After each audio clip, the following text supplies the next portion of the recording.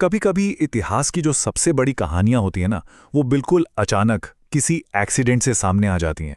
आज हम एक ऐसी ही खोई हुई, भूली बिसरी सभ्यता की कहानी में उतरने वाले हैं। एक ऐसी कहानी जो हमें बताती है कि कैसे पुरानी, टूटी फूटी इमारतों में भी अविश्वसनीय रहस्य छिपे हो सकते हैं। इसको ऐसे समझते हैं। मान लीजिए कुछ बच्चे अपने घर के पास खेल रहे हैं और वहां एक पुराना खंडर जैसा घर है जिसे सब भूतिया घर कहकर बुलाते हैं।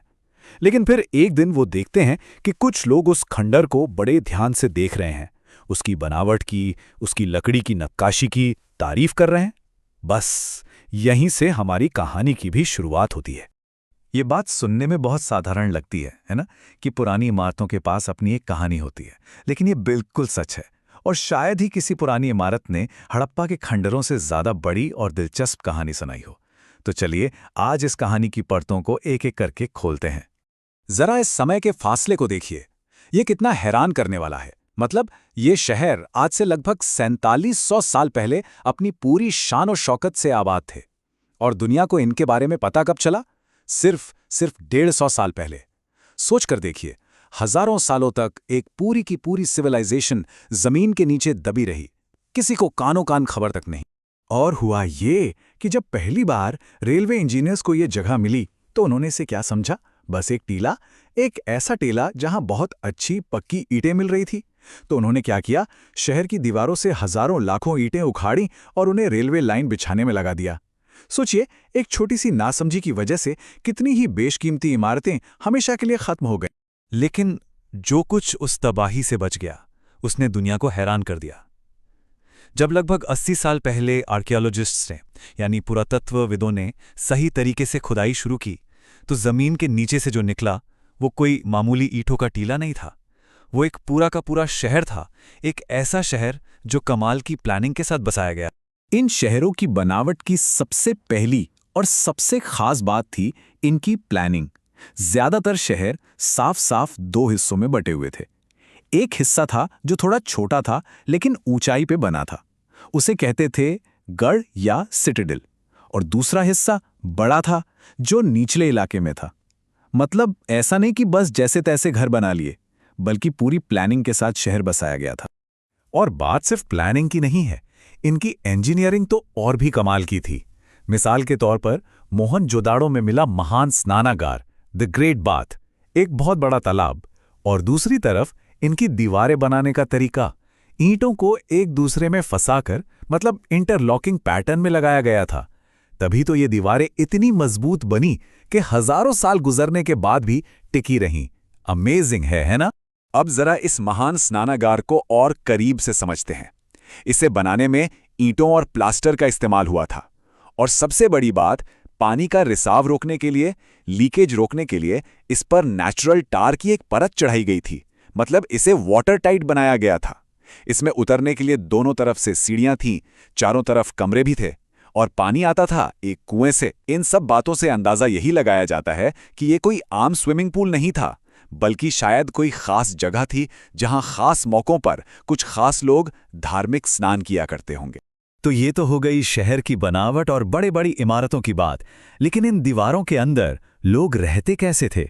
उनका रोज का जीवन कैसा था? चलिए अब हड़प्पा की सड़कों पर चलते हैं और वहां के जीवन को देखते हैं। ये चीज उस जमाने के हिसाब से वाकई एक क्रांति थी। उनका ड्रेनेज सिस्टम, नालियां एकदम सीधी लाइनों में बनाई गई थीं और उनमें हल्का सा ढलान था ताकि पानी रुके नहीं, आसानी से बहता चला जाए। हर घर की नाली सड़क की बड़ी नाली से जुड़ी होती थी। और सबसे कमाल की बात, ये नालियां ढकी हुई थीं। इतना ही नहीं, सफाई के लिए बीच बीच में इंस्पेक्शन होल्स या कह लें कि मैनहोल भी थे, बिल्कुल वैसे ही जैसे आज के मॉडर्न शहरों में होते हैं। घर भी काफी सोच समझकर बनाए गए थे। ज्यादातर घर एक या दो मंजिला होते थे। घरों के आंगन के चारों तरफ कमरे होते थे। और दिलचस्प बात यह है कि कई घरों में एक अलग बेथिंग एरिया होता था और कुछ घरों में तो पानी के लिए अपना खुद का कुआं भी था। मतलब ये सब उस दौर के हिसाब से एक बहुत ही ऊंचे दर्जे की जीवन शैली को दिखाता है। और फिर खुदाई में कुछ ऐसी चीजें मिली जो इन खंडरों में मानो जान डाल देती हैं। आर्कियोलॉजिस्ट को पक्की हुई मिट्टी यानी टेरेकोटा के बने ढेरों खिलौने मिले हैं। ये खिलौने हमें हड़प्पा के परिवारों की जिंदगी की एक बहुत ही प्यारी झलक देते हैं। ये बताते हैं कि वहां भी बच्चे थे जो शायद इन्हीं गलियों में इन्हीं खिलौनों से खेला करते थे। अब जरा उन खूबसूरत और रहस्यमयी चीजों पर नजर डालते हैं जो हड़प्पा के लोग अपने पीछे छोड़ गए। ये सिर्फ चीजें नहीं हैं, बल्कि उनकी संस्कृति, उनकी कला और उनकी कमाल की कारीगरी का एक एक सुराग हैं। ये है हड़प्पा सभ्यता का शायद सबसे बड़ा रहस्य, उनकी मोहरें यानी सील्स। पत्थर की बनी इन मोहरों पर जानवरों के चित्र हैं और साथ में है कुछ निशान, कुछ साइंस। ये एक लिखावट है, एक स्क्रिप्ट, जिसे आज तक कोई भी पढ़ नहीं पाया है।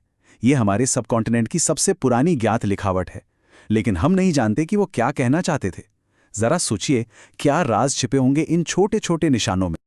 अब इस पत्थर की मूर्ति को देखिए, इसकी कारीगरी कितनी शानदार है। चेहरे के भाव, दाढ़ी की डिटेलिंग और कपड़ों पर किया गया डिजाइन, हर चीज कितनी बारीकी से तराशी गई है। ये साफ दिखाता है कि ये किसी आम कारीगर का काम नहीं था। इसे किसी विशेषज्ञ, किसी स्पेशलिस्ट ने बनाया होगा जो इसी काम में माहिर था। हड़प्पा के लोग सिर्फ पत्थर की मूर्तियां ही नहीं, बल्कि सोने, चांदी और कीमती पत्थरों से खूबसूरत जेवर भी बनाते थे। ये जो मनके हैं, ये कार्नेलियन नाम के एक सुंदर लाल पत्थर से बने हैं। जरा सोचिए, इस एक मनके को बनाने में कितनी मेहनत लगी होगी। पत्थर को काटना, उसे सही आकार देना, फिर उसे चमकाना और आखिर में उसमें एक बारीक छेद करना, ये वाकई बहुत हुनर का काम था। और ये चीज ये दिखाती है कि उनका समाज कितना ऑर्गेनाइज्ड था। ये है पत्थर के बाट यानी वेट्स, जो चर्ट नाम के एक खास पत्थर से बने हैं। और खास बात यह है कि ये बहुत ही सटीक तरीके से बनाए गए हैं। इनका एक जैसा होना बताता है कि उनके पास चीजों को तौलने का यानी ट्रेड और मेजरमेंट का एक स्टैंडर्ड सिस्टम था। तो इस अविश्वसनीय सभ्यता की खोज और इसकी पूरी कहानी का आज हमारे लिए क्या मतलब है? ये एक सवाल है जिस पर सोचना जरूरी है। सोचने वाली बात यह है कि ये एक ऐसा शहर था जो लगभग खो ही चुका था। एक ऐसी कहानी जो लगभग अनकही ही रह जाती। अगर वो आर्कियोलॉजिस्ट अपना काम ना करते तो शायद दुनिया के सबसे पुराने और सबसे एडवांस शहरों में से एक की ये कहानी हमेशा के लिए जमीन में ही दफन रह जाती। ये हमें याद दिलाता है कि हमारा इतिहास कितना नाजुक हो सकता है। और ये पूरी कहानी हमें आज के एक बहुत जरूरी सवाल पर लाके छोड़ देती है। आज जब अक्सर नई चीजें बनाने के लिए पुरानी इमारतों को गिरा दिया जाता है, तो क्या उन्हें बचाना, उन्हें संभाल कर रखना जरूरी है? अपने इतिहास को, अपनी विरासत को बचाने का क्या मोल है? ये एक ऐसा सवाल है जिस पर हम सभी को सोचना चाहिए।